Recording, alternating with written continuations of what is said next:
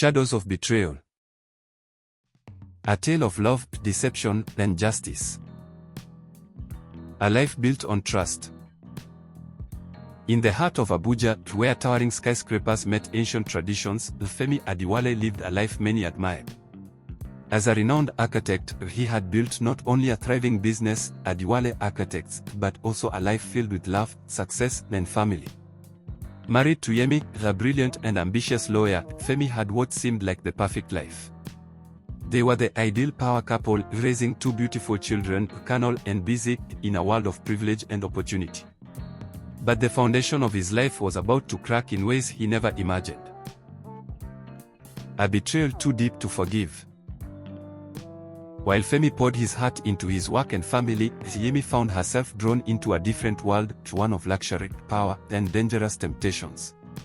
She became entangled in an illicit affair with Chief Okonkwo, a powerful and corrupt politician known for using his influence to manipulate those around him. What started as flirtation quickly spiraled into deception.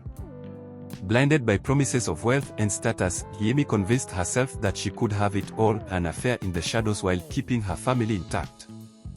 Then, one fateful day, the illusion shattered. An anonymous package arrived at Femi's office. Inside were photographs, call logs, and financial records, undeniable proof of Yemi's betrayal. His hands trembled as he sifted through the evidence, each image and message cutting deeper into his heart. That evening, Femi confronted her.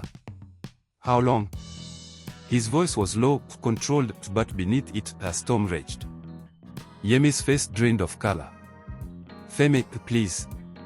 How long, Yemi?" His voice rose, shaking with barely restrained fury. Tears welled in her eyes. "It was a mistake." A mistake?" He let out a hollow laugh, holding up a picture of her with Okonkwo. "This isn't a mistake, Yemi. This is a choice. A choice you made over and over again."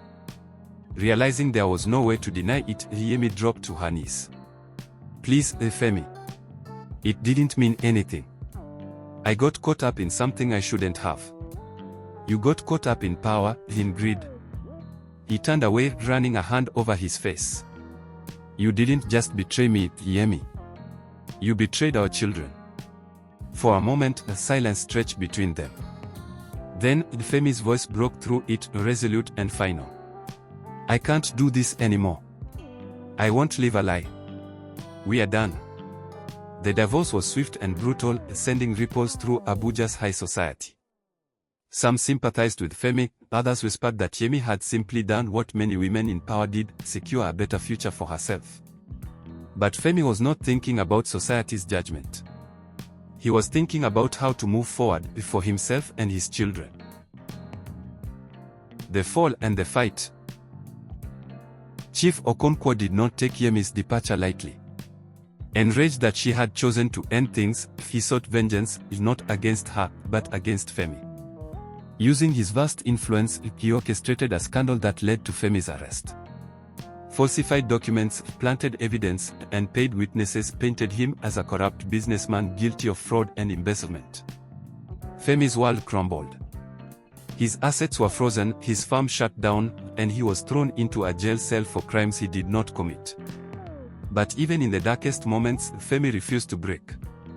In the shadows of despair, an old ally emerged, Inspector Hossein, a tenacious and incorruptible police officer.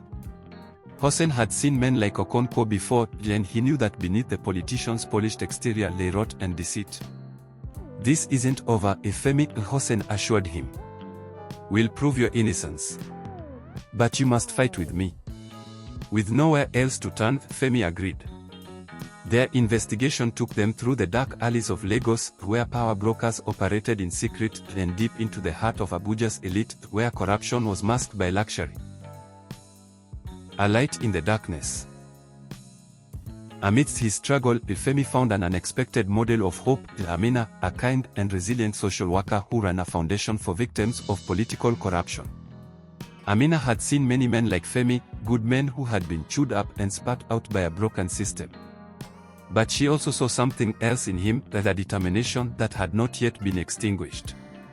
"You don't have to do this alone," she told him one evening. At first, Femi resisted. He had been betrayed too deeply, hurt too much. But Amina's presence was different. She did not pity him. She did not offer false comfort. She simply stood beside him, unwavering. Through her foundation, she gave him a place to rebuild not just his career, but his sense of self. Slowly, something fragile and precious grew between them. But Femi wasn't ready for love, not yet. Justice and redemption. The case against Chief Okonkwo gained momentum when Inspector Hossein uncovered a trail of hidden accounts to bribed officials and political blackmail. But they needed a voice, someone willing to expose the truth. Enter Zara, a fearless investigative journalist who had spent years documenting corruption in Nigeria's political landscape. Zara was not a love interest. She was a warrior, a woman who had risked her life for the truth. Together, she and Femi gathered testimonies, leaked documents, and undeniable proof that finally brought Okonkwo's empire to its knees. The trial was a media sensation. The evidence was overwhelming. Okonkwo was sentenced to life in prison. Femi's name was cleared, his assets restored, and his farm resurrected. A future rebuilt. Yemi, now a shadow of the woman she once was, sought forgiveness. Not for reconciliation, but for redemption. I lost myself, Femi. And I lost everything because of it. I don't expect you to forgive me, but I want to be a better mother to our children. Femi, now a man who had fought through fire and come out stronger, nodded. Then prove it. For the sake of Colonel and Busy, he allowed her a place in their lives. But the door to their marriage remained forever closed. A love earned, not given. Through it all, Amina stood by his side. She never asked for more than Femi was ready to give. She never demanded his love, only his trust. And one day, when the scars had healed, when the weight of his past no longer crushed him, Femi realized something. He loved her. Not as a rebound. Not as a replacement for what he had lost. But as the woman who had stood with him through the storm.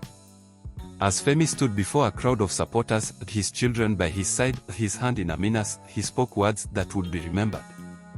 I have fought. I have struggled. And I have triumphed. But the greatest lesson I've learned is this: justice is worth fighting for, love must be earned, and redemption is possible for those who seek it.